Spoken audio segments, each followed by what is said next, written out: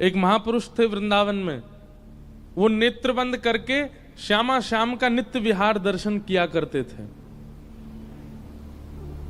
परंतु एक बार उन्होंने अपने मानसी भाव में क्या दर्शन किया कि ठाकुर जी और किशोरी जी दोनों वन में विहार कर रहे हैं, और इतने में ही किशोरी जी बोली, हे श्याम सुंदर, जी वृक्ष कितना बढ़िया है, यहाँ पे फल कितने बढ़िया लगे भाई, पर मैं तो कहा करूं, जे तो बड़ो ऊंचो है, मैं तो यहाँ फल को ले ही नहीं पाऊंगी। ठाकुर जी बोले, आपको फल प्रिय लगा? श्री जी बोली, हाँ मुझको बहुत प्रिय लगो। सोई ठाकुर जी ने कहा कियो, दोनों हाथन से ऐसे उछल के डाल पकड़ी और डाल नीचे झुका दी, और ये महापुरुष दर्शन कर रहे हैं अपने मानसी में, और डाल नीचे झुका दी। किशोरी जी से बोले, लो फल नीचे आ गयो, अब तोड़ लो याकू।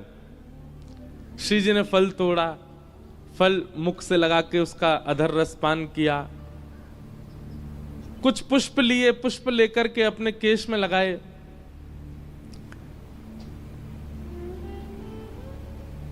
इतने में ठाकुर जी बोले, श्री जी ये ज्यादा भारी ना है, ये ज्यादा कड़ो ना है, ने पकड़ के देखियो है डाल को।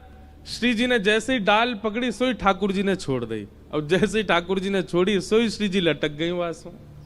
अब वो डाल ऊपर गु गई, अब श्री जी ऐसे बातें लटक गई। अब ठाकुर जी जोर जोर से हंसने लगे, बोले, आए आनंद आए, बड़े प्रेम से फल तोड़ रहे, बड़े प्रेम से पुष्प निकाल के चयन कर रहे हैं, यो ना लगी ने को नेक सो लाला इतनी बड़ी डाल को पकड़ के इतनी देर तक खड़ो है, अब पता चली। अब या दृश्य को वो महापुरुष देख रहे थे, और देखते देखते उनको बहुत जोर से हंसी आने लगी, इतनी जोर से हंसे। उसी समय उनकी कुटिया के बाहर से कोई विकलांग ब्रजवासी जा रहा था, उसके पैर, एक पैर नहीं था,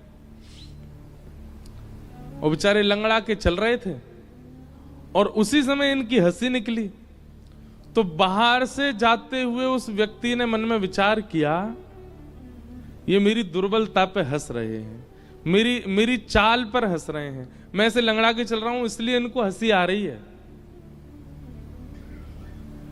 केवल उसके चित्त में ये भाव आना कि ये मेरी दुर्बलता पर हंस रहे हैं, इतने मात्र से उन महापुरुष के चित्त में जो प्रिया प्रियतम की लीला चल रही थी वो अंतर ध्यान हो गई। अब यहां तो जानबूझ करके नहीं किया, फिर भी वैष्णव अपराध लग गया।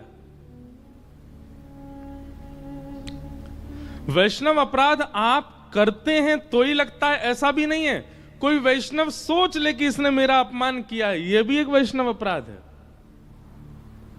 आपने मेरे साथ कुछ गलत नहीं किया, लेकिन मैंने जबरदस्ती मन में ही सोच लिया कि इन्होंने तो मेरा अपमान किया है, तो भी आपको वैष्णव अपराध लग जाएगा। पर भगवत भक्तों के प्रति तो बहुत सावधानी रखनी पड़ती है, क्योंकि इतनी सी बात भी उनको बुरी लग गई तो अपराध लगेगा, और उस अपराध से होता कुछ नहीं है, बस एक ही काम होता है, ठाकुर जी के प्रति जो आपका प्रेम है वो घटने लग जाएगा।